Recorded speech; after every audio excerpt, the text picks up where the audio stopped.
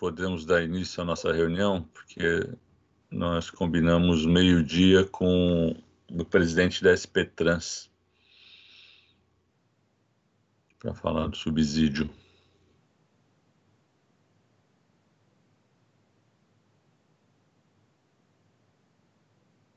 Bom, então vou dar início à reunião.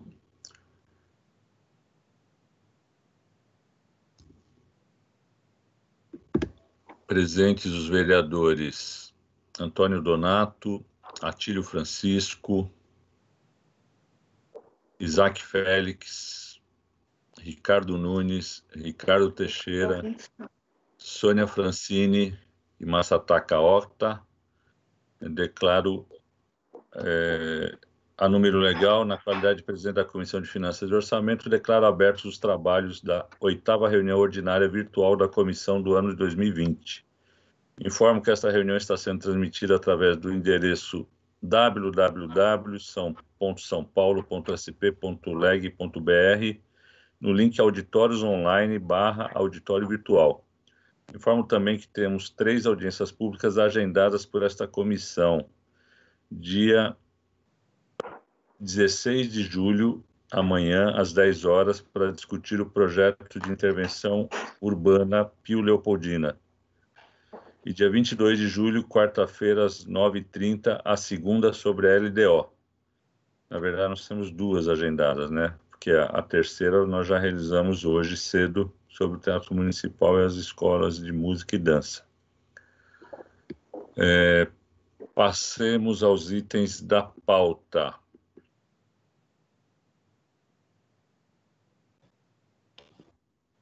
Quem pode me ajudar com o item número 1? Vereador Atílio, pode fazer a leitura? Claro, senhor presidente, sem problema. É o PL 586/2018, vereador Rinaldo Ligírio, do PSL, que institui no âmbito do município de São Paulo política pública para garantia, proteção, ampliação dos direitos das pessoas com transtorno do espectro autismo e da outras providências. O relator sou eu, Atílio Francisco, republicano, com voto favorável com substitutivo. Em discussão, pela ordem, vereadora Sônia Francini. Presidente, na descrição, aliás, quando o executivo, né, provocado pelo relator anterior, que era o vereador Paulo Frange, quando o executivo se manifesta sobre o projeto, eles observam que existe um projeto posterior a esse, que é o PL 457 de 2019, que tem algumas diferenças na redação, mas que trata basicamente do mesmo assunto. Dispõe sobre... Cadê ele? Desculpem. Não, institui a política municipal dos direitos da pessoa com transtorno do espectro autista no município de São Paulo. Pelo que eu vi aqui, se não me engano, ele ainda não chegou, acho que ele passou até a administração pública e depois parou. E aí, saber em que momento se solicita o apensamento de um projeto a outro? Porque é uma recomendação, inclusive, do Executivo e faz todo sentido. A gente tem um projeto de 2019 e um projeto de 2018, instituindo basicamente a mesma coisa.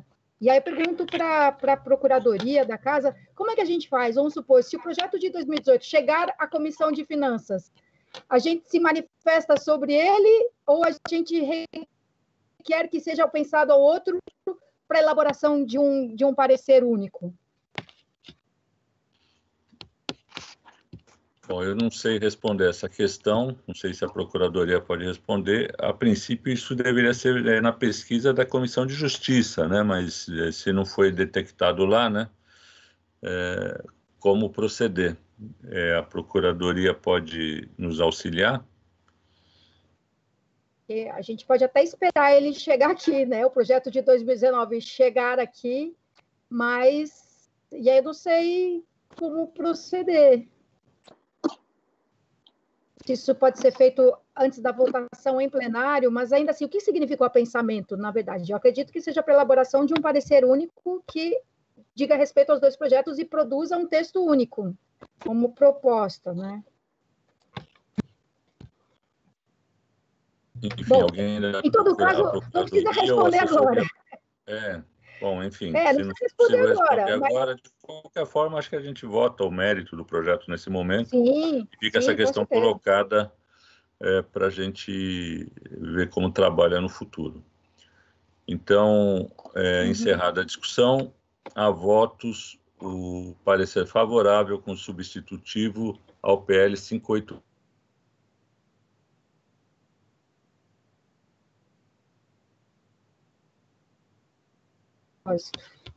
Eu queria registrar a presença da vereadora Adriana Ramalho também nessa reunião. Vereadora Soninha Francini pode fazer a leitura do segundo item.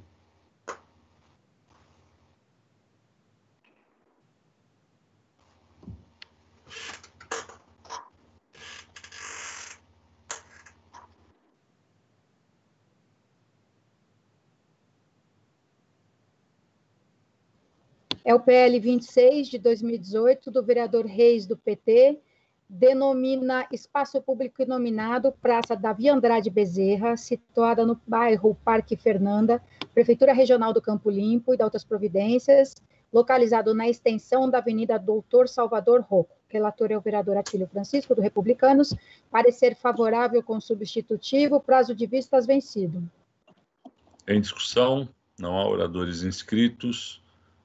Há votos o parecer favorável com substitutivo ao PL 26/2018 do vereador Reis. Parecer do vereador Atílio. Vereadores favoráveis permanecem como estão. Aprovado, registrar a presença também do vereador Rodrigo Goulart.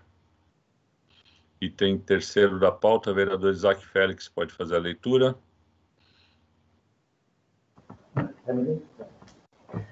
PL 154/2019, vereador Ricardo Teixeira, do DEM, dispõe no âmbito do município de São Paulo sobre a obrigatoriedade de carrinhos elétricos ou similares nos supermercados para portadores de deficiência e mobilidade reduzida. Outras providências. Relator, próprio vereador Isaac Félix, do PL, parecer favorável ao substitutivo da Comissão de Justiça. Prazo de vista vencido, senhor presidente. Obrigado, Isaac. Em discussão, não há oradores inscritos, há votos. O parecer favorável substitutivo da Comissão de Justiça ao PL 154/2019. Vereadores favoráveis permanecem como estão. Aprovado.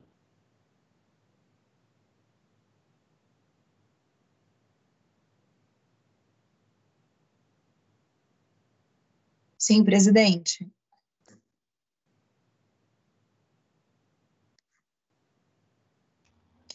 Item 4, PL 411 de 2019, do vereador Toninho Paiva, do PL, altera a lei número 14.485, de 19 de julho de 2007, com a finalidade de instituir no calendário oficial de eventos do município de São Paulo o Dia Municipal do Professor Tutor e da outras providências. Relator Isaac Félix, parecer favorável ao substitutivo da Comissão de Justiça. Prazo de vista vencido. Em discussão, não há oradores inscritos, há votos. O parecer favorável ao substitutivo da Comissão de Justiça ao PL 411/2019. Vereadores favoráveis permaneçam como estão. Aprovado.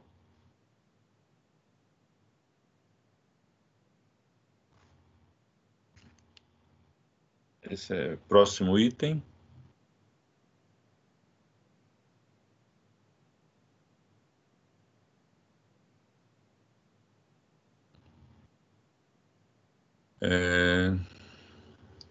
Vereador Atílio, pode fazer a leitura? Vereador, Pois não. precisa ser solicitada e aprovada a inclusão. A inclusão na pauta. Então, solicitação de inclusão na pauta do PL 311/2019. Vereadores favoráveis à inclusão permaneçam como estão. Aprovada. Então, vamos à leitura do PL 311/2019. Vereador Isaac Félix, pode fazê-la? Sim, senhor presidente. PL 311/2019, vereador Toninho Paiva, PL. passa a denominar-se Avenida Giovanni Giusti, o logrador inominado, delimitado pelo viaduto Milton Leão e Avenida José Pinheiro Borges, distrito de Itaquera, e da outras providências.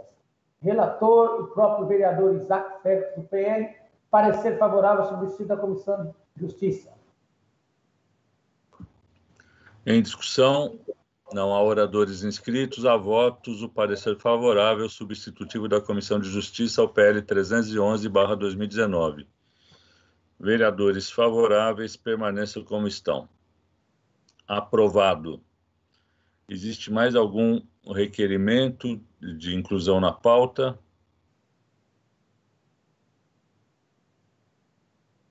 Bom, nós temos o nosso convidado, o diretor-presidente da SPTrans, senhor Levi dos Santos Oliveira, a fim de prestar informações sobre o aumento esperado nas compensações tarifárias em relação ao previsto no orçamento de 2020. Eu combinei com ele que ele entraria ao meio-dia. Pois não? Só antes do senhor seguir a pauta para o convidado, eu solicitaria, se possível, para que a audiência pública da LDO fosse convidado também o representante da Procuradoria do município, tendo em vista que a gente tem ali diversas situações na tabela de riscos fiscais com relação a perdas de processos. São valores milionários. E aí, uma das ideias é que a Procuradoria pudesse nos auxiliar com informações mais apropriadas, né? São atualizadas, né? Do andamento dos processos. Isso, Soninha, porque é muita coisa que a gente que a gente tem risco ali, são milhões e milhões, principalmente... bilhões até. Tem ação de bilhões, eu acho. De bilhões. E uma das coisas que a gente está pretendendo fazer, se eu já puder, como a gente tem um tempinho aí para poder entrar o convidado, a gente está pretendendo colocar no relatório. Posso falar, Donato? Eu não sei se agora é o momento. Pode, acho que era importante você dar um informe da LDO, acho que cabe bem nesse momento. Tá, eu queria aproveitar e mais uma vez reiterar aqui a qualidade dos nossos profissionais aí de CETEL. É impressionante, esses meninos aí são fantásticos. No anexo de riscos fiscais, a gente tem, como a Soninha falou, são milhões e milhões que a prefeitura corre o risco de perder. E eles definiram que a colocação no relatório são de ações que vão acima de 35 milhões. A gente está sugerindo que seja alterado para acima de 10 milhões. Boa. E que seja obrigatório o memorial de cada... Porque lá tem assim, ação número tal, de desapropriação, de banco, de N questões, e está lá, perdeu em primeira instância, está recorrendo, muito simples, uma linhazinha. A solicitação que a gente pretende colocar, se houver concordância da comissão, é de que a Procuradoria ela anexe a cada processo desse um memorial, porque assim nós, vereadores e a população, vai ter uma ideia melhor com esse memorial dos riscos efetivos. Acho que a gente melhora muito a qualidade de transparência. Então, esse é o primeiro ponto, queria ver se tem concordância. O segundo ponto é de que eles definem 35 milhões por uma decisão deles, né? E a gente está sugerindo que seja acima de 10 milhões, se houver, obviamente, concordância da comissão, tá? De que todas as ações acima de 10 milhões tem ali o relatório e o memorial para a gente poder ter uma transparência maior desses casos. Tem muitos assuntos para colocar, mas acho assim que o que tem mais de preocupante na LDO são os riscos fiscais, para a gente não aqui tomar tanto tempo e não perder um pouco o foco. Aí eu queria ver, presidente, se existe concordância com esses dois itens, são itens um pouco contundentes, né? Obviamente, nada contra a Procuradoria, a Fazenda em absoluto, mas é só melhorar a transparência, que é importante. E um outro item, só para concluir, que eu também acho relevante, a gente está sugerindo que seja apresentado duas planilhas. No caso da educação, a planilha de custo-benefício do direto e do que é conveniado, e na saúde também, o custo-benefício do direto conveniado. Qual que é o objetivo disso? A gente sabe o seguinte, olha, A administração direta, a gente tem um custo de X per capita e conveniado de X per capita, para a gente poder ter uma avaliação daquilo que é bom para a cidade com relação ao custo-benefício das ações. É também uma forma de dar mais transparência. Então, tem outros itens, mas acho assim que esses são os pontos mais de importância para gerar uma transparência na peça orçamentária. Aí eu queria colocar isso para vocês, se há concordância ou não.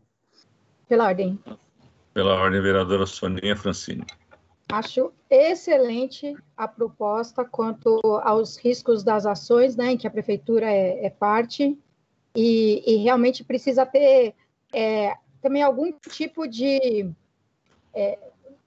facilitação para a gente entender do que se trata. Eu lembro que tem uma lá que é da prefeitura versus a União, que todo ano eu preciso perguntar de novo o que é, porque é uma formulação tão complicada e eu não sei o que avançou de um ano para o outro.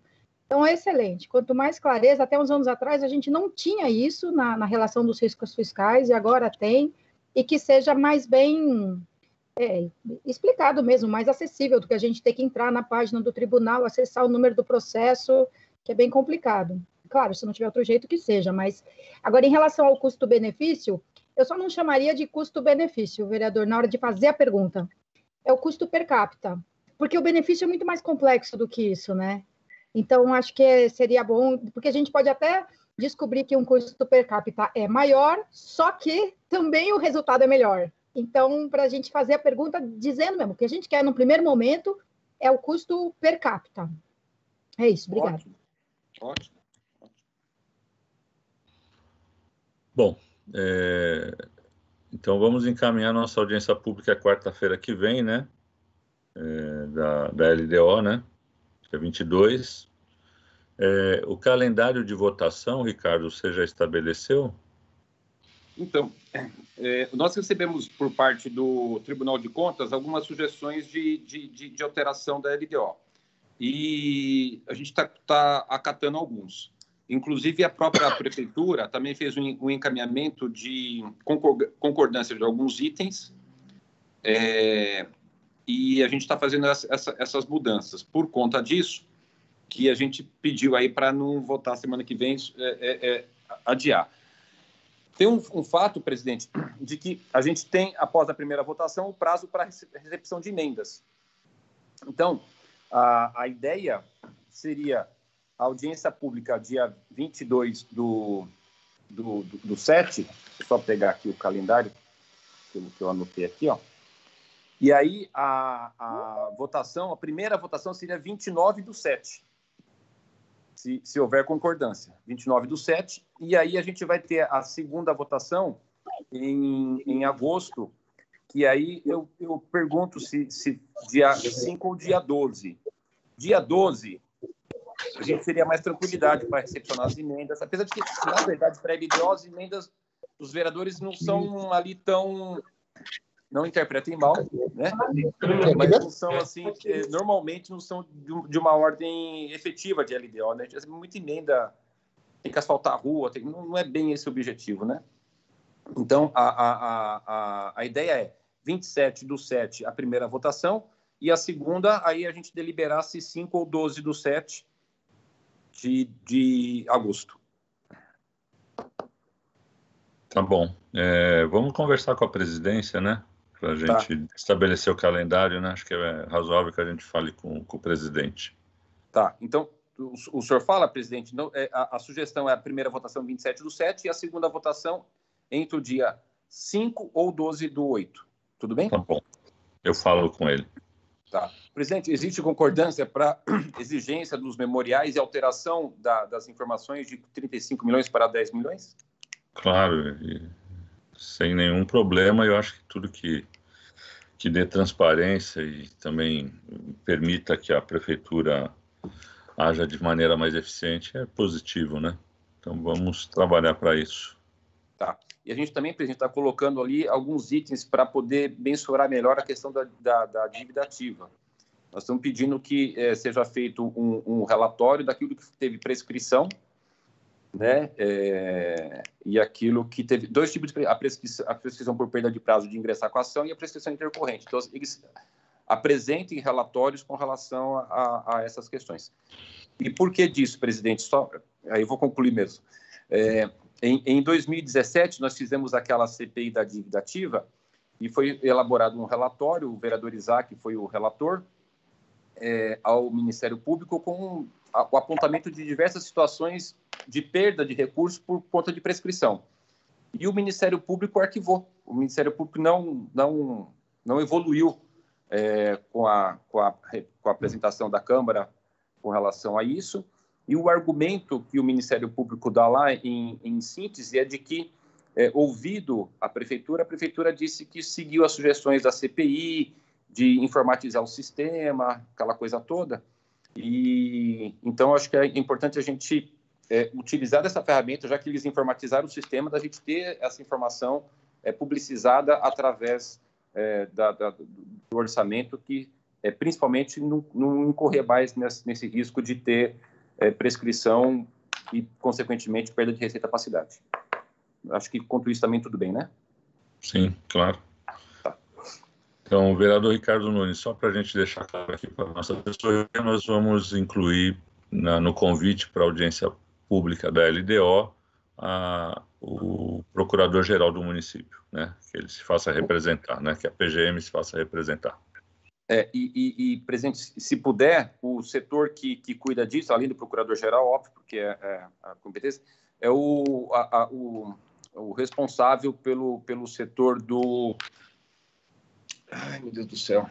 Tem um setor aqui da Procuradoria que é bom a gente formalizar, né? Porque essas coisas é bom não deixar no ar, né? Formalizar. Você tem o nome? Peraí, Você já pode vou passar abrir. depois para a assessoria que a gente providencia. Tá bom, tá bom. No nosso grupo do Zap lá da comissão, você passa o setor e a gente providencia o convite. Ricardo, é o Mário que está falando. Mário. Só para deixar claro, você havia dito duas datas, 29 e depois você falou 27, a data da primeira reunião. Só para a gente ficar claro. A primeira aprovação, né? 29. Ele falou 27, mas é 29 que é a quarta-feira. Perfeito. Outra coisa, depois eu já falei com a consultoria, com a CETEL, eles passarem para nós exatamente o que vocês querem, a gente mandar no ofício, está escrito, para eles saberem o que vou falar, né? Para não chegar aí e falar que não sabia o que ia tratar. Excelente. Tá ótimo. Depois só vou pedir para a assessoria falar com a gente, com a CETEL. Tá. Presidente, seria muito a gente solicitar que a planilha de custo do transporte seja incluído? É muita coisa, é isso? Nós vamos estar com o nosso presidente da SP Trans agora, já está na sala aqui, a gente já pode pedir direto para ele. Tá bom. Tá joia. Não chegou ainda, né, presidente? O seu requerimento ainda não foi respondido, né? Não. Porque eu até procurei aqui para poder me preparar melhor para a reunião. Sem a planilha vai prejudicar um pouco, mas tudo bem. Vamos lá. Bom, então podemos passar ao nosso convidado exatamente ao meio-dia, conforme combinado. Já está presente aqui conosco o presidente da SP Trans, senhor Levi Oliveira. Agradeço muito a sua presença. O objetivo dessa conversa nossa, Levi, a partir da primeira conversa que nós tivemos com o secretário da Fazenda aqui nessa comissão sobre os gastos extras e a perda de arrecadação e os custos extras em função da pandemia, naquela época o nosso secretário, Felipe do Chateau, nos informou que tinha uma previsão de um gasto extra de 200 milhões com subsídio ao transporte, além do já previsto no orçamento, que é 2.250. E chegou até nós há cerca de, acho que um mês quase, uma nota técnica do Tribunal de Contas do município informando que era possível que se necessitasse até o fim do ano de 850 milhões, além do previsto no orçamento para as compensações tarifárias. E, recentemente, a Globo fez uma matéria sobre essa nota técnica do TCM, e o prefeito, quando instado, chegou a falar em um custo de 1,5 bi a mais, além do que está previsto no orçamento. Então, diante desses vários números, a gente gostaria de poder ter, da sua parte, a previsão, né, a situação do sistema, né, como é que está o número de passageiros, como é que está, enfim, a frota, e de que maneira é possível equilibrar o sistema e qual vai ser o aporte necessário para isso, né? Para que a gente tenha um número claro, porque a Comissão de Finanças e Orçamento tem como sua função principal acompanhar o orçamento da Prefeitura e tomar as medidas tanto do ponto de vista de fiscalização, quanto também de propostas no sentido de novas fontes de arrecadação, como a gente vem propondo aqui em relação ao ISS do setor bancário, enfim, outras medidas que a gente acredita necessárias para que a gente possa enfrentar essa pandemia do ponto de vista do equilíbrio orçamentário de maneira a melhor possível. Então, esse é o objetivo do convite feito a você e, enfim, a gente aguarda agora a sua apresentação para que a gente possa depois colocar para os vereadores fazerem suas perguntas e esclarecerem suas dúvidas. Muito obrigado mais uma vez por sua participação nessa reunião. Boa tarde, vereador. Boa tarde a todos os presentes aí da Comissão Permanente de Finanças e Orçamento da Câmara. De fato, agradeço essa oportunidade, pois é um tema de suma importância aí na contextualização, inclusive nesse momento aí que estamos vivendo aí da pandemia.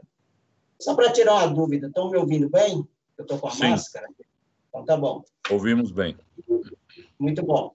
Então, até para valorizar a reunião e valorizar a nossa conversa, eu quero apresentar, está conosco aqui, participando da reunião, o diretor Donizete, ele é o diretor de gestão e receita e remuneração do sistema, e acompanhada também pela Andréia, que é a superintendente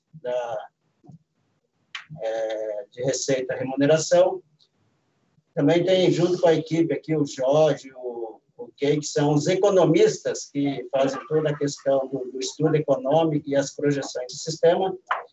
E também o nosso diretor de administração, o Anderson, que acompanha também o seu superintendente, e a chefe de gabinete da SPTrans, e a Isabela, que ela é a superintendência naquela questão da gestão de todas as medidas e as prevenções, as inovações referente ao bilhete único, inclusive de atendimento e todas as medidas que nós tomamos. E para contextualizar toda essa concepção que iniciou a pandemia em março, e para a gente entrar no assunto aí da questão orçamentária, nós preparamos para a comissão uma apresentação que tem uma ordem cronológica das medidas que nós tomamos em relação à frota, tem as projeções do que já aconteceu em relação à demanda. Então, eu vou pedir para a equipe, a Andréia, ela vai fazer a apresentação, aí no final a gente volta a discutir e com perguntas, tal, eventuais dúvidas, esclarecimentos adicionais necessários. Eu acho que a apresentação ela dá um panorama geral, coloca numa contextualização de informação para todos. Pode ser, presidente? Pode sim, mas acho que o vereador Ricardo Nunes quer fazer uso da palavra. Vereador. Presidente Levi, obrigado pela presença. O senhor teria como disponibilizar por e-mail a apresentação, que a gente consegue acompanhar aqui, porque aqui alguns estão pelo celular, que é o meu caso, a tela é pequena. Se fosse possível, a comissão passa um e-mail, presidente, só para a gente poder já ir acompanhando a apresentação. Só uma sugestão para melhorar o entendimento. Pode. Qual que seria o e-mail? Tá, então o Mário entra em contato aí e, enquanto isso, vocês já podem começar aqui. Obrigado, presidente. Tá bom. Bom dia, Bom dia a todos. Pessoal, meu nome é Andréa, e nós preparamos uma apresentação sobre os impactos da Covid-19 no sistema de transporte por ônibus do município. Nós vamos colocar agora aqui na tela. Câmera ativa. Fica na imagem aplicativa. Aqui, né? Isso. Conseguiu? Não sei se estão bem. Estão enxergando aí a apresentação? Sim, enxergamos sim. Tá. Então, preliminarmente, é um protocolo nosso, sempre colocar aí o tamanho do nosso sistema, né? São 9 milhões de passageiros transportados nos dias úteis, com uma frota operacional de 12.800 veículos. São 77 milhões de quilômetros rodados por mês em 1.343 linhas. São 4,9 milhões de viagens por mês e com 4,3 mil quilômetros de vias. Tá? 661 passageiros por veículo por dia. 6 mil quilômetros por mês por ônibus. IPK de 2,84 passageiros por quilômetro. 1,55 é o número de embarques por tarifa paga. Lembrando, o bilhete único, né? Ele tem direito a pagar o valor da tarifa e tem direito de fazer até 4 embarques no comum, por exemplo. A média é 1,55. E 16 quilômetros de extensão, em média, por linha. A próxima tela, só para título ilustrativo, a frota patrimonial é composta por 14 mil veículos, divididos em veículos desde alta capacidade até de menor capacidade, passando dos biarticulados. Articulado é a maior quantidade dos grandes, né? A maior quantidade numérica é de padrões, 3.867 veículos. Temos os 201 trólebus, e mais entramos agora no ano passado com ônibus a bateria, são 15 veículos. E os veículos de menor capacidade, que são os básicos, seguidos do midi-ônibus e mini-ônibus. São 14 mil veículos. Aqui é mais para contextualizar, e nós vamos começar agora a falar um pouquinho dos contratos de concessão. Os contratos de concessão eles são divididos em 3 grupos, né? Grupo estrutural, articulação regional e local de distribuição. Só lembrando, né, o grupo estrutural com 9 lotes são aqueles ônibus maiores, que operam nas avenidas, corredores e vão até o centro. A articulação regional são os ônibus de médio porte, que ligam os bairros aos corredores e a outras regiões, e o local de distribuição, que opera mais na franja da cidade, como diz o diretor, opera mais nas periferias. Tá? Os contratos de concessão eles foram assinados em maio de 19 e iniciaram a operação em setembro de 19. Especificamente quanto à remuneração dos contratos, existem 2 fases, a fase de transição e a fase definitiva. No momento, a gente está na fase de transição dos contratos, onde a remuneração é por passageiro transportado, ajustada, né? E tem um fator de ajuste em função da quantidade de veículos, a tecnologia e a demanda. Tá? Mas para contextualizar também. Agora a gente entra no histórico do que vem acontecendo por conta da Covid-19.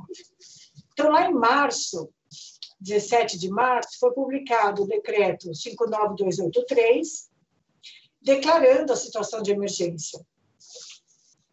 E aí, entre outras informações, tem as informações de limpeza, higienização, né? a questão dos protocolos de distanciamento, uso de álcool gel. E para a Secretaria de Transporte, o principal ficou na questão da adequação da frota à demanda transportada. Com base no decreto, a portaria, ela emitiu a primeira portaria em 25 de março, é a portaria 081, que tem efeitos retroativos a 17 de março, e aí ela estabelece o pagamento dos contratos, o pagamento da remuneração dos contratos, dividindo em frota operante e a frota parada. O que é a frota parada? Aquela frota que ela não vai sair em operação diariamente, mas ela vai ficar à disposição do sistema para ser, ela tem que estar disponível para quando o poder público precisar voltar em operação. Então, na frota operante, a portaria estabelece que o pagamento da remuneração vai ser com base nas regras contratuais do contrato de concessão, e para a remuneração da frota parada, o pagamento vai ser pelo custo fixo, tá? Os variáveis não, mas os fixos estariam garantidos. Aí, logo em seguida, foram várias legislações, vários termos que foram assinados. Tem o termo aditivo à Convenção Coletiva de Trabalho. Ele sai dia 31 de março, com efeito retroativo a 25 de março. E aí ele estabelece que o afastamento dos funcionários vai incorrer no pagamento de 50% do salário. Com base nisso, a gente já começa a remunerar, mas eu vou continuar aqui o histórico.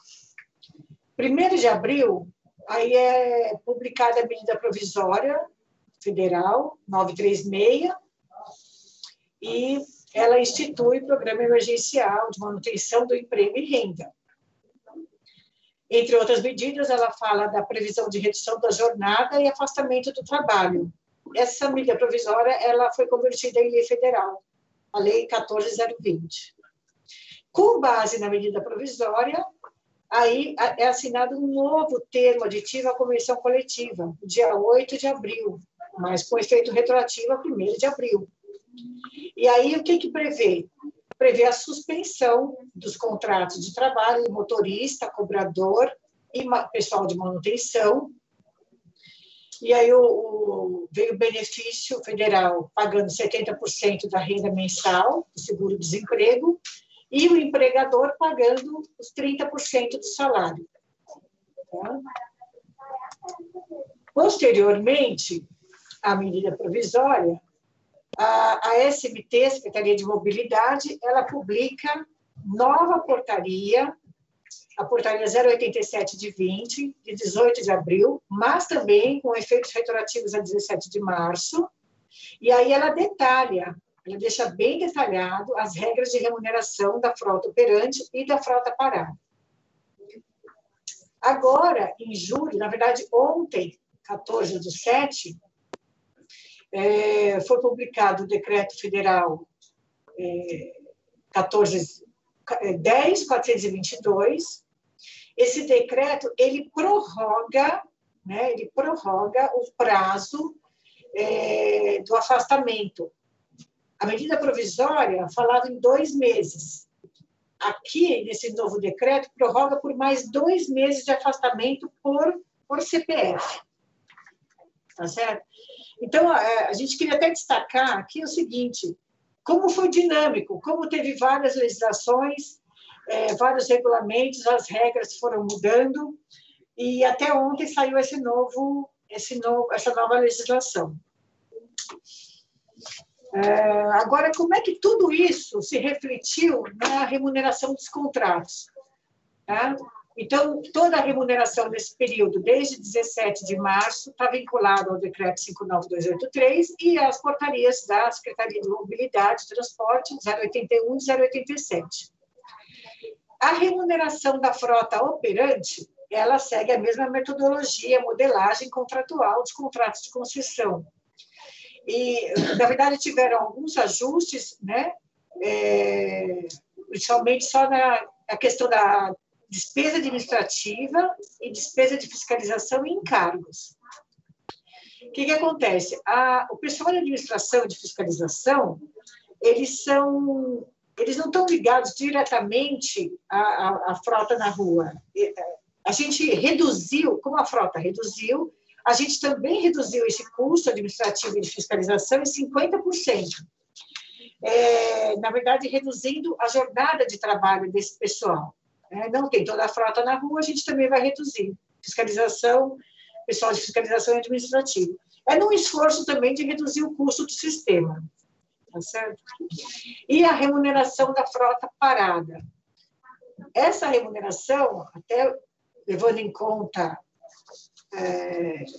não dispensar ninguém nesse período, né? Conseguir manter todo mundo empregado, e foi estabelecido pagar todo o custo fixo, o custo do veículo, uma vez que o veículo está na garagem, ele está à disposição, ele pode ser chamado a qualquer momento, tudo isso vai depender da quantidade de passageiros transportados. Da maneira que se comportar a demanda, a gente vai precisar da frota para colocar à disposição do usuário.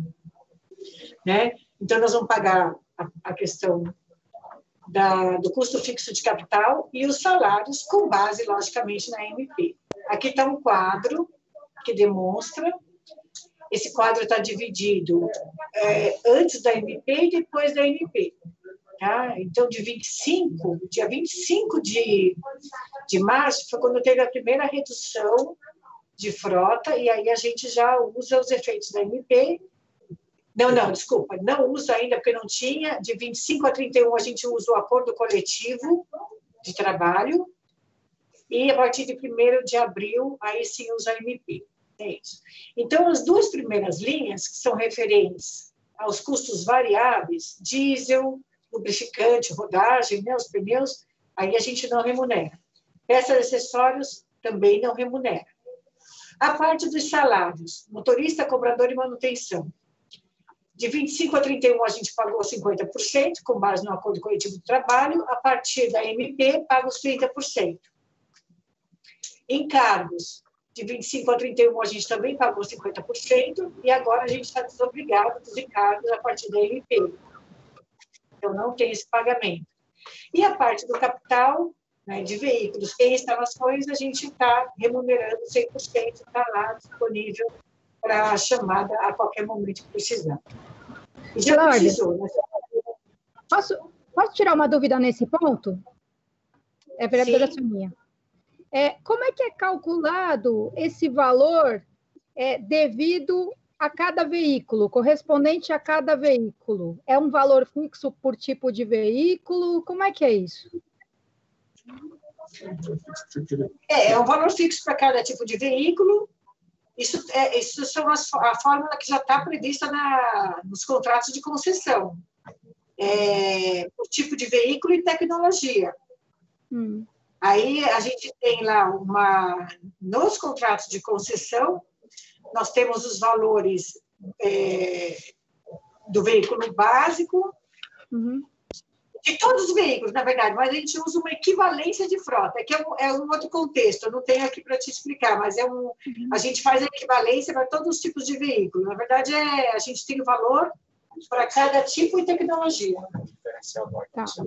Sim. E aí tem, além disso, tem o ar-condicionado que é calculado à parte,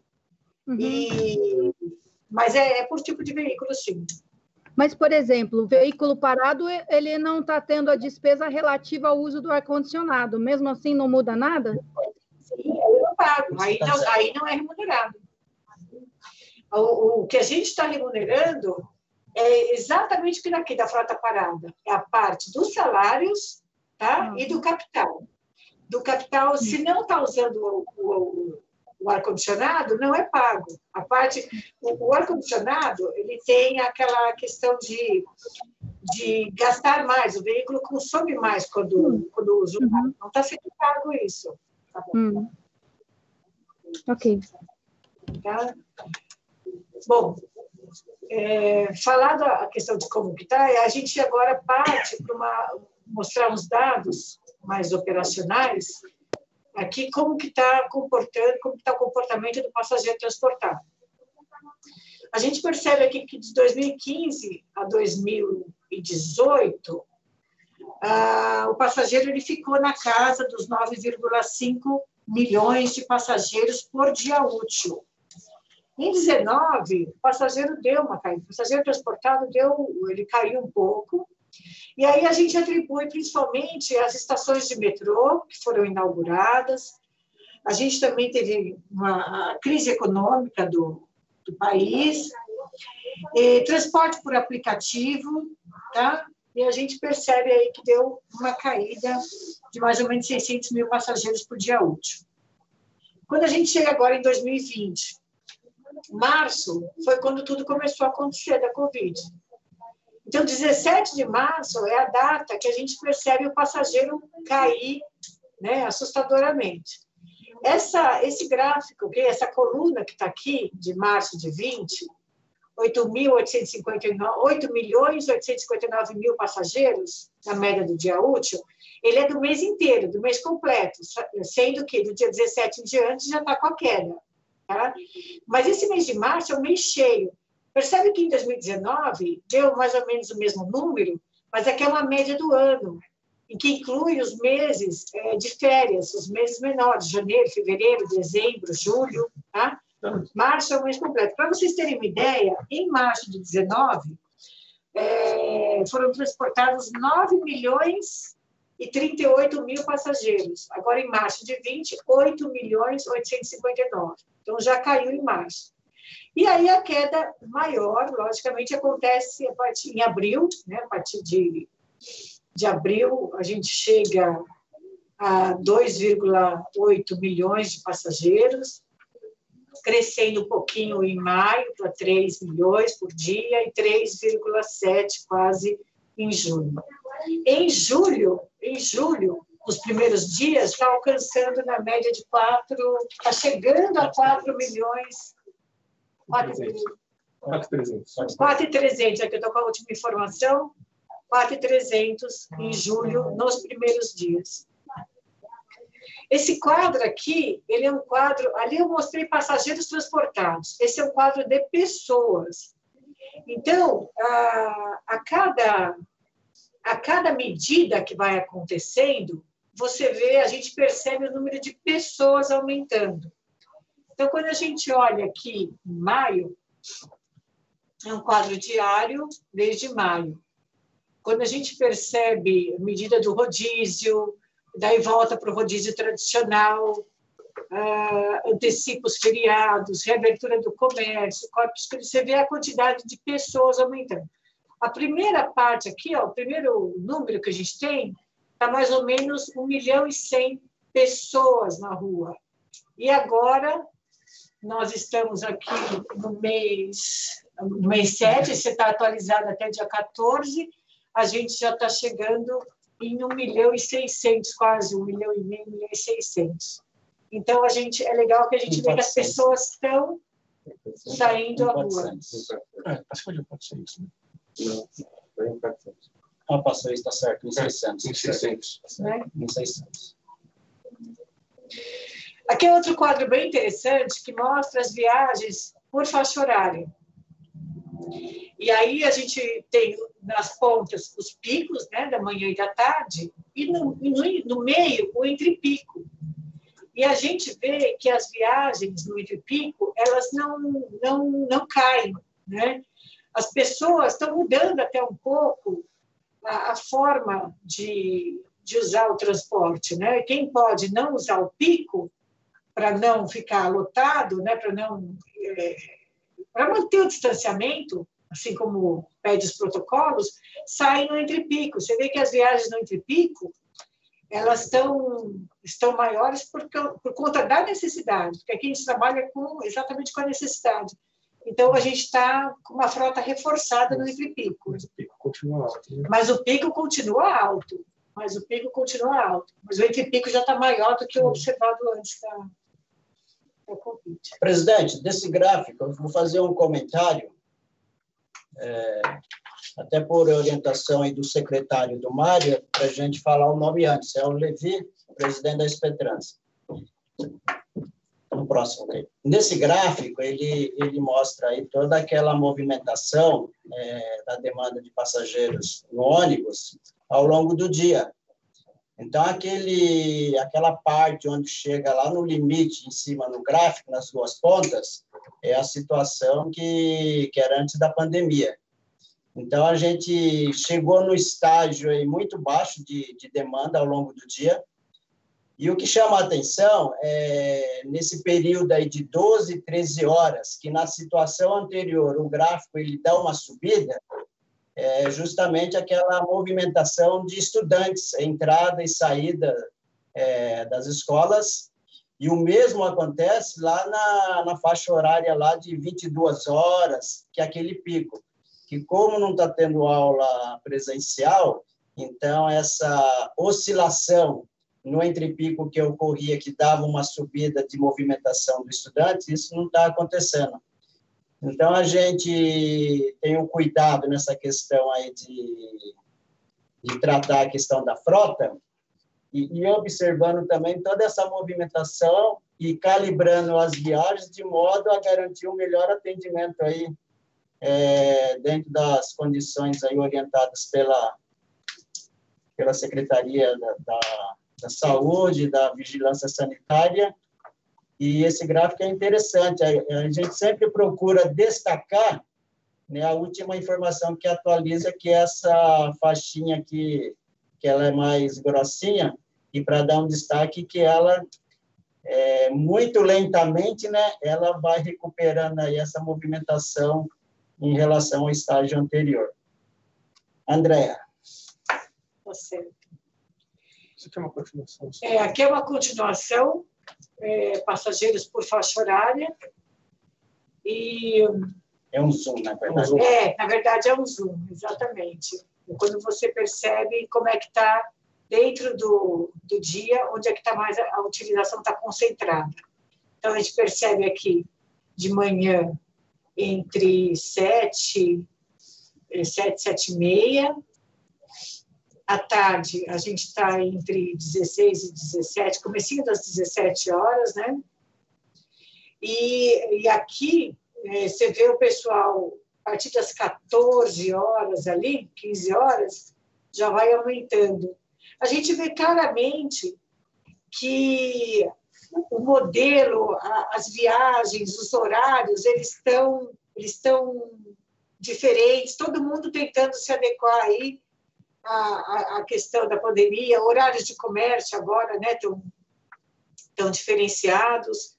Então, a gente percebe uma mudança em relação ao que a gente tinha antes da Covid e agora, né, nesse período que a gente está com distanciamento, enfim. E a frota? A frota, como é que a gente se comportou desde o início? A gente está mostrando aqui desde o início. Em março, nós estávamos lá com uma frota operacional de 12.800 veículos na rua, né, em operação. Aí, com a queda do passageiro, a gente foi caindo também a oferta de serviço, chegou num patamar menor de todos, de 40% de frota na rua, mas ficou pouco tempo. Então, a verdade assim, é que a gente ficou 1 mês e meio, quase 2, com 55% a 53% de frota na rua. Aí, nesse período, a gente sentiu a necessidade, né, tudo juntamente com a Secretaria de Saúde, Secretaria de Governo, né, a gente viu a demanda subir um pouco, e lá em maio a gente implanta, né, o sistema implanta os bolsões operacionais para atender onde tem mais pico de demanda, e chega a frota a 66%, mais ou menos dia 10, acho que foi 11 de maio, 66. E ficamos assim até meados de junho, onde a gente percebe aí a necessidade maior também, com os protocolos de distanciamento, com a Secretaria de Saúde, de haver o distanciamento. A gente sobe para 72% da frota, e chega a 92%, quando a ideia era ter os passageiros sentados. Em medida conjunta com a Secretaria de Saúde, a gente volta a 84% e vê que não há necessidade. Não é que não é, não foi um protocolo que, junto com a Secretaria de Saúde, de deixar os 84% e que está atendendo bem. Lembrando que, se você passar no próximo, que é o próximo, lembrando que a gente está sempre, desde o início da pandemia, numa situação de frota sempre bem superior à demanda transportada. Esse quadro aqui, ele mostra desde o começo da pandemia, até está atualizado aqui, final de junho. A linha azul é frota em operação, a linha vermelha é percentual de passageiros transportados. Pessoas. Em relação à base inicial. Em relação à base inicial. Então, a gente vê sempre esse espaço em branco entre as duas linhas aí, que é onde a gente está respeitando o distanciamento e deixando sempre a frota num percentual maior, em alguns lugares bem maior do que a quantidade de pessoas, usuários na rua. Então, por hora, era isso que a gente queria apresentar para vocês. Deixa eu fazer mais uma pergunta. Por que pessoas e não passageiros? Qual seria a diferença? Nós temos os dois, a gente trabalha com os dois. Passageiros transportados são todos os embarques que ocorrem no sistema. E pessoas é a quantidade de usuários que usam o cartão, mas a gente... Já entendi. Eu posso ser passageiro sem 4 repetir vezes, a utilização. embarcar em 4 ônibus numa viagem. Perfeito. É isso. É isso mesmo.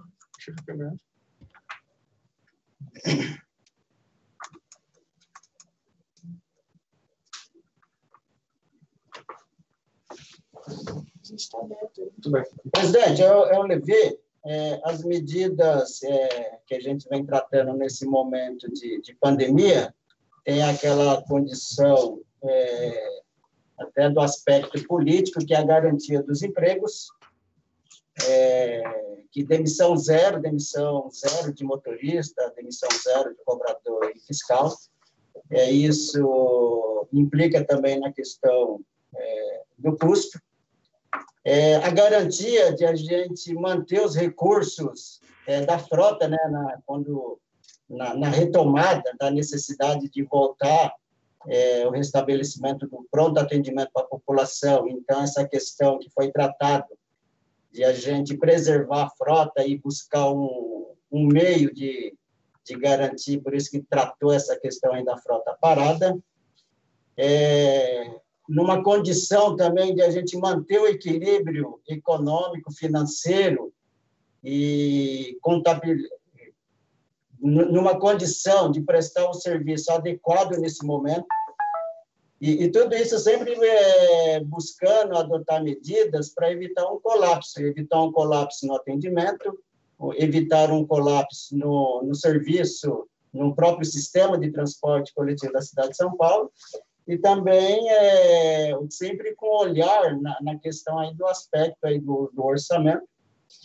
E nós estamos numa condição, como tudo é dinâmico, a cidade de São Paulo é muito dinâmica, as medidas e as preocupações em adotar medidas para a retomada da economia, a gente fica vivendo cenários de comportamentos de demanda. A cada dia, a gente observou já, hoje fizemos a avaliação da evolução da demanda. Então, hoje é terça-feira, em relação à segunda, já aumentou 1% de demanda. E, mesmo assim, a gente olha que a gente sempre, nesse momento, esteve com um patamar de frota sempre superior, né, e muito superior à questão da demanda. Então, essa evolução de demanda e toda essa questão aí de equilíbrio, a gente sempre busca também fazer algum ajuste pontuais em algumas linhas que, eventualmente, ela tem uma sobrecarga maior. tem uma movimentação dentro da cidade de São Paulo, uma movimentação assim um pouco maior, que está concentrada na região sul, especificamente na região lá do Terminal Grajaú, Terminal Varginha, Parelheiros, região do Ângela, Capelinha, Santa Maria e chegando até a região lá do Campo Limpo, que também é uma região que predomina, né, o atendimento por transporte coletivo no modo ônibus. A gente tem observado também uma crescente, assim,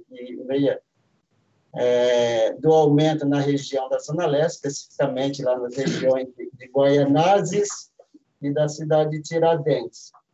Então, quando se fala nessa questão, mas lembrando que para 2020 a gente tinha aí uma receita projetada aí na casa aí de 5,6 bi, né, junto com o subsídio que foi aprovado de 2.250. E quando a gente entra em março, né, a partir da segunda quinzena, que a gente se depara aí com todo esse processo aí do Covid-19 e, consequentemente, reduz drasticamente a movimentação de pessoas dentro do sistema de transporte coletivo da cidade de São Paulo, então, indiretamente ou diretamente afeta a questão aí da receita. Então, tudo o cenário, né, que será consolidado, isso daí a gente não consegue nem precisar. Imagine a cidade de São Paulo, no momento, ela recuar e retornar a uma fase anterior. Então, são cenários, são situações que a gente estamos vivendo e aprendendo como lidar com todas essas questões. Então, estamos no momento que a gente é questionado por MP, por tribunal, até por sindicatos, numa questão de colocar 100% da frota, mesmo a demanda está numa condição aí de 47%, 48%. E, por outro lado, já em tratativas anteriores, até com o sindicato, que fizemos reuniões, eles exigindo a operação em 100% da frota, senão eles iriam começar a fazer paralisações. Só que o Covid-19, o vírus, ele está na cidade toda. Em média, no sistema de transporte coletivo, por afastamento, motorista, cobrador, o afastamento está em torno de 12%. Mesmo numa condição que se tivesse uma orientação e aumentando a demanda para voltar aos 100%, que a referência do 100% é os 12.814, nesse momento nem teria mão de obra suficiente para atender os 12.814, uma vez que tem um alto índice aí de afastamento aí da mão de obra. Então, nessa questão, a gente vem conversando também com a Fazenda. Então, quando a gente se ouve, né, mas qual que é o recurso necessário para complementar a manutenção do sistema numa condição da redução da receita que ocorreu em função da diminuição da movimentação de pessoas? Então, se a gente observar aquele gráfico lá de demanda, né, por meses, a gente vê que o comportamento, se você for estimar em março, você vai chegar num valor que a movimentação é muito baixa. Se você olhar abril, aí o cenário já é outro. Então, a gente está verificando e observando que quando se fala precisa de 1,2, 1,5, 1,7, vai depender do momento e do período que se comenta. A gente está esperando que em julho a gente já chega aí acima dos 50% da movimentação, e quanto mais essa retomada ela fosse de uma maneira mais rápida no tocante ao uso do transporte coletivo na cidade de São Paulo, teoricamente entraria mais receita e a necessidade de aporte para complementar a questão do orçamento de 2020 numa condição menor. Então, são cenários... Então, tipo assim, precisar, vamos ouvir, né, da SP-Trans qual é o número, é 1.2, 1.5, 1.7. Então, tudo vai depender do comportamento dessa movimentação. A gente está numa condição de atendimento diferenciada em relação ao período antes da pandemia, porque a gente sabe que em todas as cidades, no período antes de pandemia, o atendimento por transporte coletivo, no momento da explosão da demanda, realmente é tudo lotado, né? Trem, metrô, ônibus, isso acontece nas grandes metrópoles. Vai ser uma condição que nós vamos ter que refletir, porque eu acho que nem a sociedade, nem o poder público, né, vai suportar mais um atendimento assim, com 5 passageiros por metro quadrado, em ser um atendimento buscando maior distanciamento, né, e evitar aproximação dentro dos meios de transporte. E, por outro lado, também tudo isso, quando você vai numa condição de melhorar essa condição, né, isso daí a gente não escapa aí de voltar na condição de tratar de orçamento. Então, a equipe aqui da SP-Trans está à disposição da comissão, do presidente aí, para eventual esclarecimento aí. E agradecemos também, né, os nobres vereadores que sempre têm nos apoiado, nos auxiliado, e vamos sempre procurar fazer o melhor. Obrigado, presidente. Obrigado, Levi. Deixa eu fazer uma pergunta. Alguém já disse que no Brasil é difícil prever o futuro, porque é quase enfim, é difícil fazer previsão, porque no Brasil até o passado é difícil de se prever. Mas vocês já têm números, né, de quanto aumentou o subsídio. Pelo que eu acompanhei, se não me engano, vocês estavam pagando uma média de 187 milhões por mês, e em abril e maio esse número foi 100 milhões a mais. Eu não sei se já tem os números de junho, não me recordo, mas vocês trabalham com alguns cenários, né? É possível ser mais específico? Você falou aí de 1.2 a 1.7. São cenários que vocês desenharam? Porque aqui foi muito importante toda a parte aí que vocês apresentaram sobre o transporte e tal, mas aqui, como da natureza da comissão, a gente está muito preocupado com os números, né? Com o aporte financeiro. Então, a gente gostaria de aprofundar um pouco isso. Quanto já foi a mais do previsto de subsídio, para ser específico na minha pergunta, e quais os cenários que vocês têm?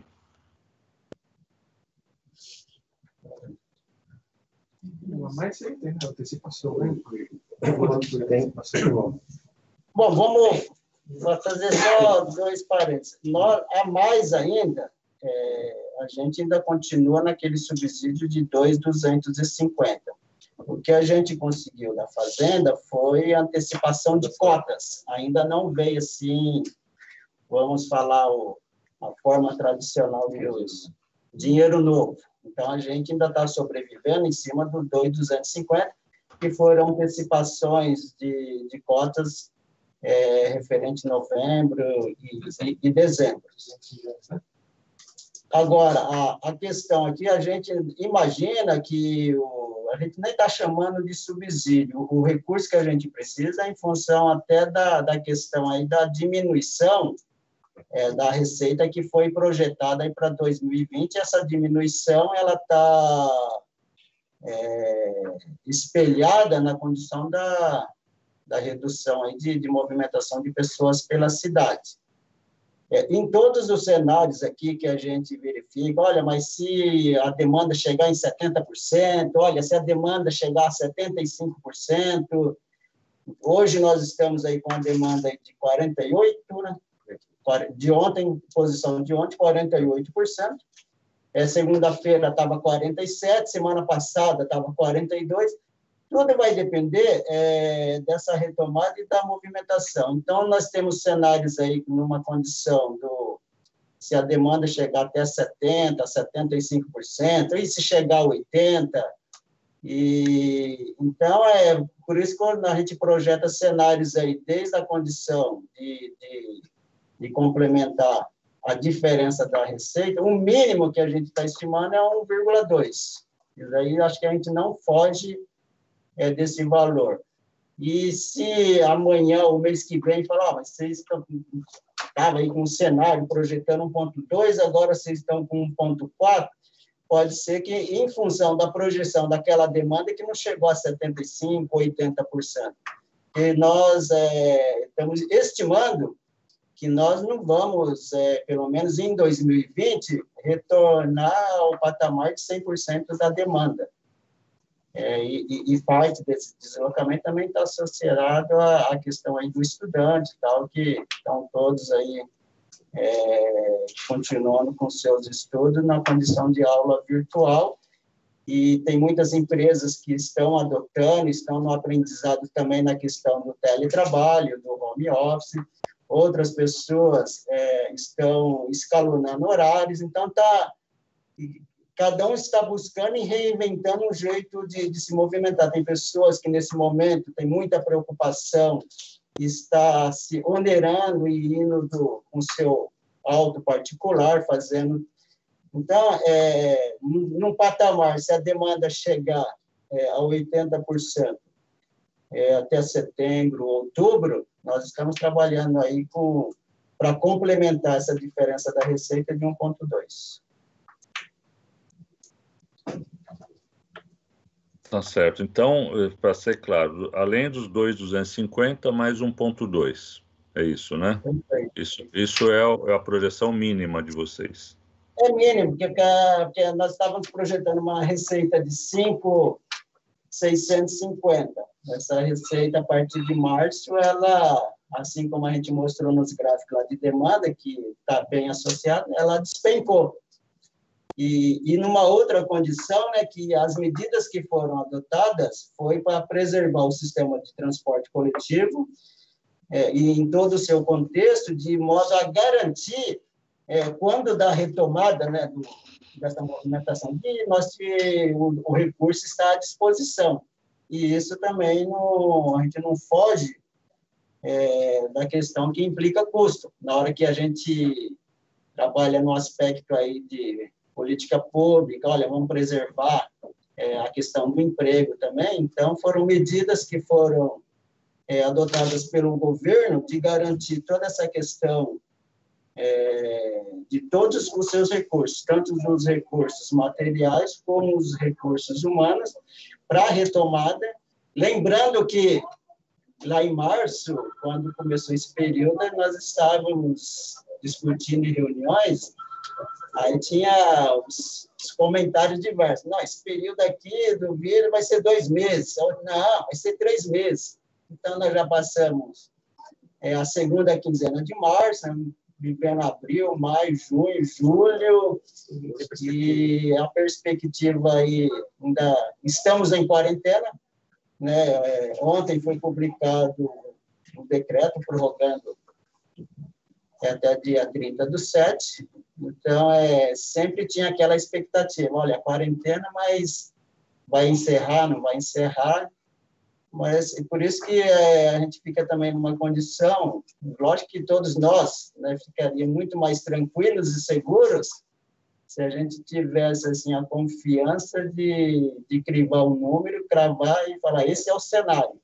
Mas são medidas, são situações, e ninguém também pode afirmar que a cidade de São Paulo está numa condição que vai avançar sempre de forma positiva em relação àquelas fases de abertura, porque se vier uma segunda onda, a gente pode começar a retroceder. Mas, nesse momento, o que a gente está trabalhando, nada menos que 1,2 para cobrir essa diferença em função do déficit aí da receita que nós obtivemos aí. Obrigado, Levi. Eu vejo que o vereador Ricardo Nunes parece que quer fazer uma pergunta.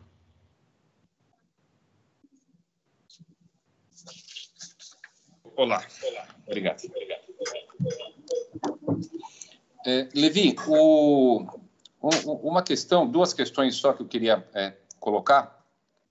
Essa questão da compensação junto ao sistema, ela previu que houve, por parte das empresas, uma redução de custo por conta da adesão da MP 936, porque me parece que o setor privado fez essa adesão, portanto, teve uma redução de valor, né? E a prefeitura fez um aporte bastante considerável aí com relação a essas empresas. Esse é o primeiro ponto, se houve essa compensação com relação a esse item. O segundo, para o ano que vem, então, se você puder só nos reafirmar qual que é a previsão do valor do subsídio para o ano que vem, o que a SPTrans está prevendo de subsídio? O primeiro aspecto, eu acho que está bem contextualizado aí na apresentação, que mais ou menos dia 20, dia 25 de março, a gente teve, junto com o sindicato, aquela questão da convenção. Naquele período, dia 25 de março, ainda não tinha a MP 936, que ela saiu 1º de abril. Naquele período, o acordo que se tinha aí era a questão da remuneração de 50% dos afastamentos, que aí, quando chegou o 1º de abril, a gente adotou, foi 30% e a MP 70%. E tudo isso, essas questões aí de pagamentos devidos, foi considerado, sim, na planilha de custo, numa condição de equilíbrio e ajudou muito a questão aí das contas da prefeitura, sim. A segunda, o diretor Anderson, que é o diretor administrativo, em relação ao 2021, né, e até seguindo aí a orientação do Mário, né, para ele deixar registrado, então passa a palavra para o diretor Anderson, ele é o diretor de administração e infraestrutura da SPTrans. Desculpa, senhor vereador, só repita, por favor, a segunda pergunta. Nós estamos no momento de discussão da LDO, né? A gente está nesse processo de discussão da LDO. E uma das questões que a gente sempre tem debatido muito é a questão do subsídio. Então, a pergunta é se para 2021 vocês já têm uma previsão do subsídio. Sim.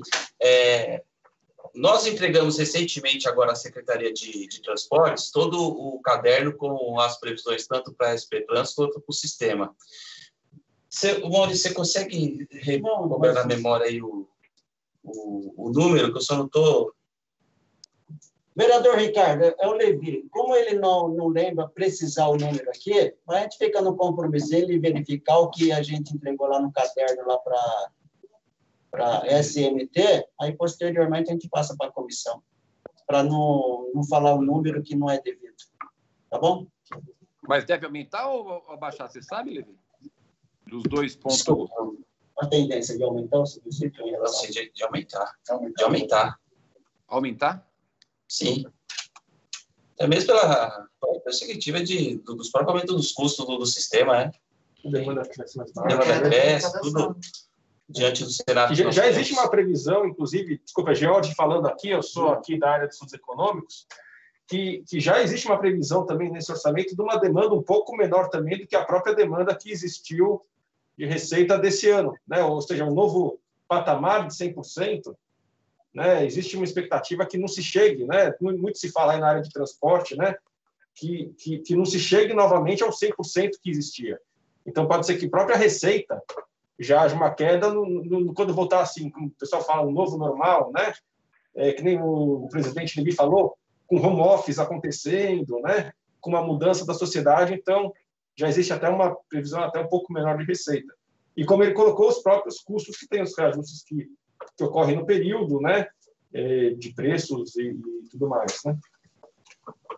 Mas, deixa eu aproveitar, só para perguntar, aproveitando, se desenha, hoje tem uma matéria na Folha, gente usando carro individual, comprando moto, bicicleta, enfim, pode ter um efeito nisso. Mas o contrato permite reduzir a frota operante? Porque a gente só está falando aqui da receita, né? Mas e das despesas? Qual que é a medida para ajustar?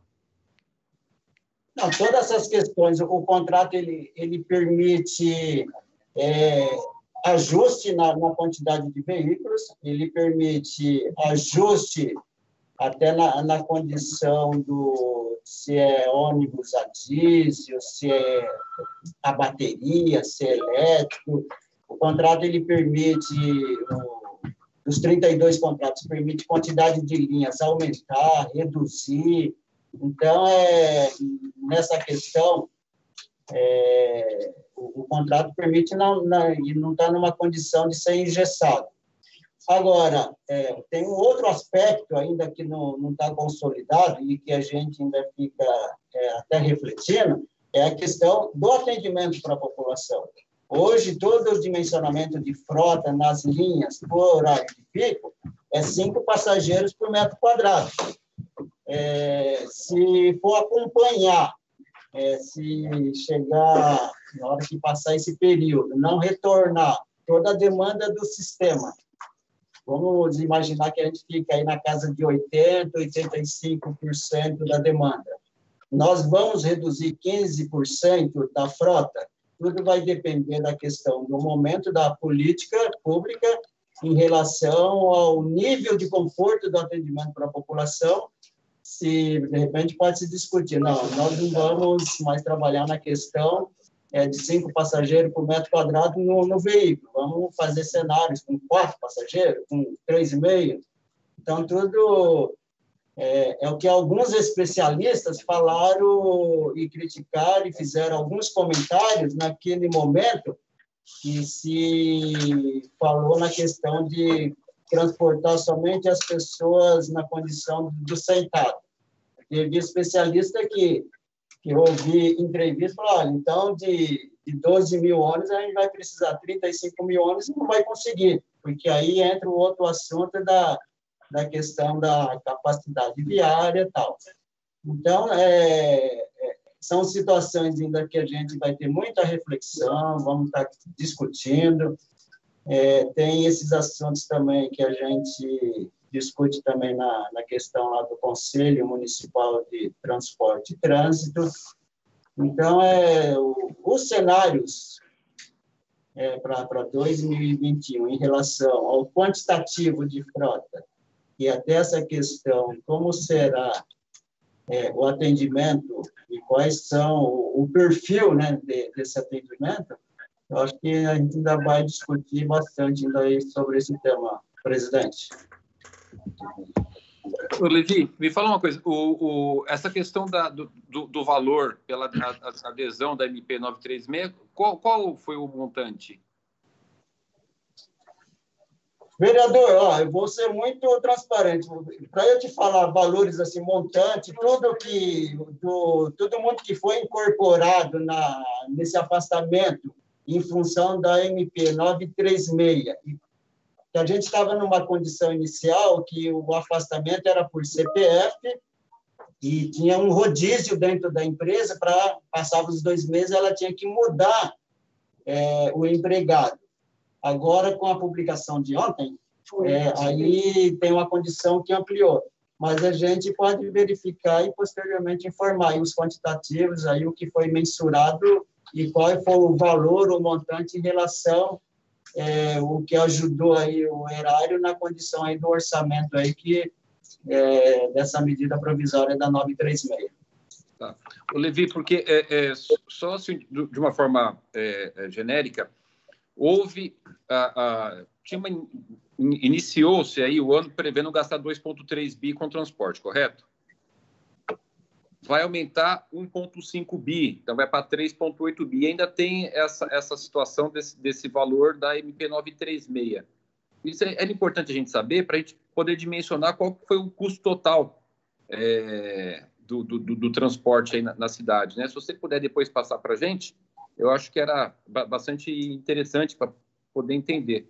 Porque quando teve a adesão à MP 936 pela redução da frota, eu sinceramente imaginei que o subsídio fosse até diminuir, né? Porque economia de combustível, essa coisa toda, o governo federal pagando parte dos salários, mas aconteceu uma situação inversa, né, do aumento do subsídio.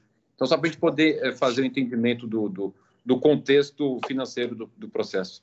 Se puder mandar depois, eu agradeço. Tá bom, Levi? Obrigado, viu? Vereador, a leitura, sim, está correta, mas a gente precisa avaliar a leitura também um pouco ao contrário. E na hora que a gente vê toda essa ajuda aí da questão da MP, né, que tem um afastamento, tem a condição dos 70%, a gente paga 30%, a primeira sensibilidade que a gente tem, vamos gastar menos. Só que a gente não pode esquecer, né, a projeção de receita, que estava na casa de 5,6%, essa projeção não acompanhou em função da queda de demanda. Então, a arrecadação, se não fosse a questão da medida provisória, de ajudar com 70%, a gente com 30%, a gente ia ficar naquela condição inicial que tinha antes da medida provisória, que foi o acordo de pagar 50%. Então, e nessa condição, só para uma informação adicional, os motoristas e cobradores que são aposentados, eles não podem receber duplo benefício do governo, porque ele já é aposentado e está recebendo um benefício.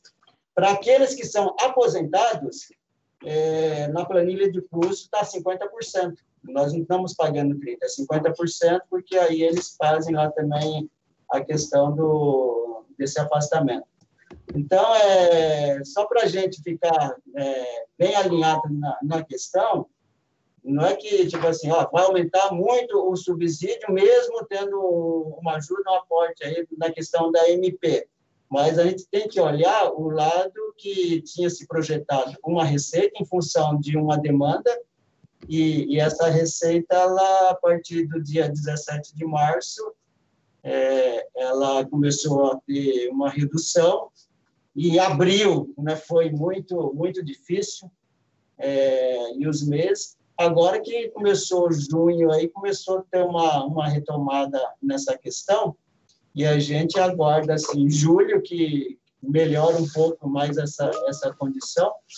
Então, porque na hora de falar, mas vai precisar tanto subsídio mesmo, mas a gente tem que ter o olhar também nessa questão aí da queda da arrecadação, que é em função da redução aí do passageiro efetivamente aí que passa pela catraca.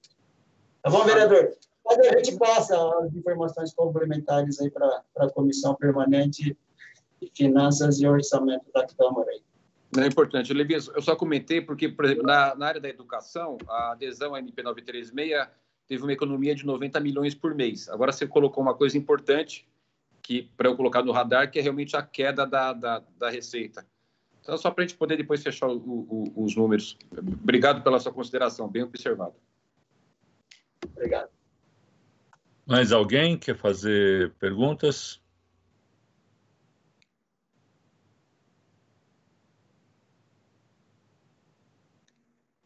Bom, não havendo, eu posso, então, agradecer aqui ao Levi e sua equipe. Enfim, ficam aí as solicitações de informações pelo vereador Ricardo Nunes, para um maior detalhamento, mas só para aproveitar, vou fazer uma pergunta final, não sei se você consegue me responder, não é exatamente em relação à pandemia, mas em relação aos custos do sistema. Acho que há 1 ano e meio atrás, mais ou menos, foi limitado o Vale Transporte, o número de integrações. Vocês conseguem dizer qual foi a economia conseguida com essa limitação? Pela ordem, presidente, posso pegar carona na sua pergunta? Claro, claro.